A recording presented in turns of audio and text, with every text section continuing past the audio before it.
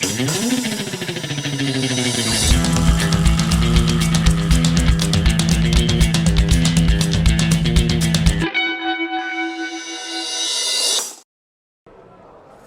to TechWire, a conversation about government, politics, and technology. My name is Christina Gagnier, and today I'm joined by John Cramer with the Information Technology Leadership Academy here in California. John, thank you so much for joining me. Thank you, Christina, for having me. So it's the 23rd year of ITLA, which is very exciting, but Yes. I know that this year you guys are doing things a little bit differently. So this year we had an opportunity to actually choose our own projects. Typically in ITLA, a project is assigned, and so we were given the opportunity to come up with proposals, present those proposals, and be selected. It came down to two projects were selected this year, and I'm here to talk about one of them, the California Security Jumpstart, and representing the 15 team members who are working on that effort. So what is the California Security Jumpstart? So it's an opportunity to help enhance and inform people about security. We're sponsored by Michelle Robinson, our state CIO, and by Justin Kane, our cybersecurity coordinator.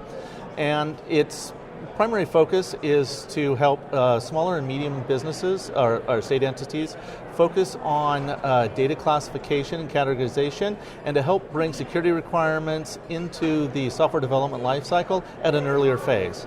Tying into a lot of the topics that have been brought up in the conference here today, helping to facilitate data at a business section, so it's not in a lot of instances, it's not in IT, it's with the business.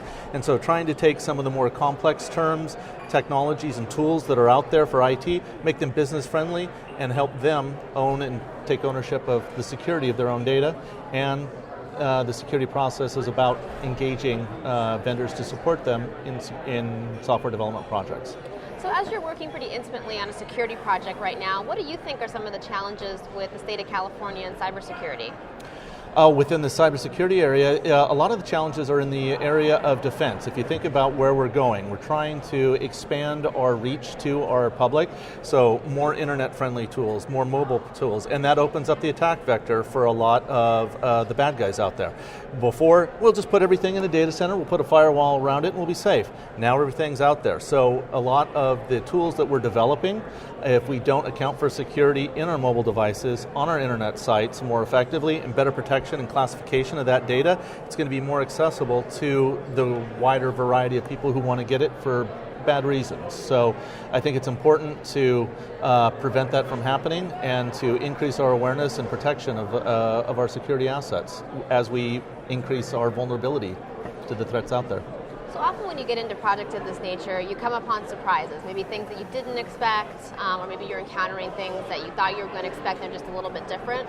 What are some of the maybe surprises or things that maybe you didn't anticipate as you've been moving forward with this project? Well, one of the goals of the project is to try to work collaboratively with a lot of the organizations who already do security well. And what has been really a surprise, a very pleasant surprise, is how much support and enthusiasm there is within the security environments of the major departments.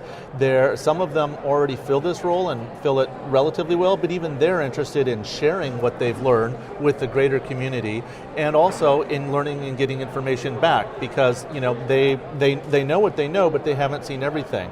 In terms of a lot of the smaller departments, they're very excited about the opportunity to leverage and learn from what's been out there. So the enthusiasm, support that we've found from the different groups that we've met with has been very enlightening and very heartwarming to see the positive reception we've seen from the target audience that we were concerned at first, would people be interested, and there's been a lot of support for it.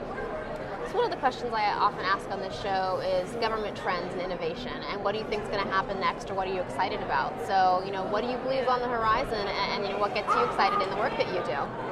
Well, I think one of the things that we're, at least related to our project, one of the trends of what we're trying to do is to facilitate that an earlier concept within security in the processes for developing our projects, but that can even apply to the bids and proposals, because a lot of the vendor community needs to understand how to better respond to state needs.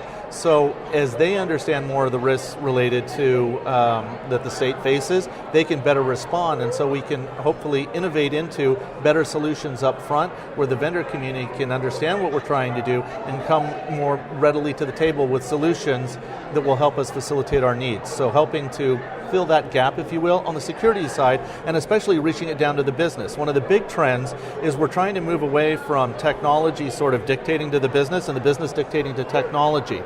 And so one of those areas that's hardest for the business to grasp, because they kind of go through technology, then to security. If you can bring security up front into the business so they understand its impact to them, we further help facilitate them to do their jobs in a safe and secure way that they can appreciate, understand, and facilitate on their own. And it's that continual trend of moving a better relationship with IT and all of the areas within IT with our business partners. Well, thank you so much for sharing your expertise with us today and sharing what's going on with ITLA. We're excited to see what happens with the Security Jumpstart project. All right, well, thank you so much. We look forward to bringing it out to the larger community in the state. And thank you to our audience at TechWire for once again joining us in a conversation about government, politics, and technology.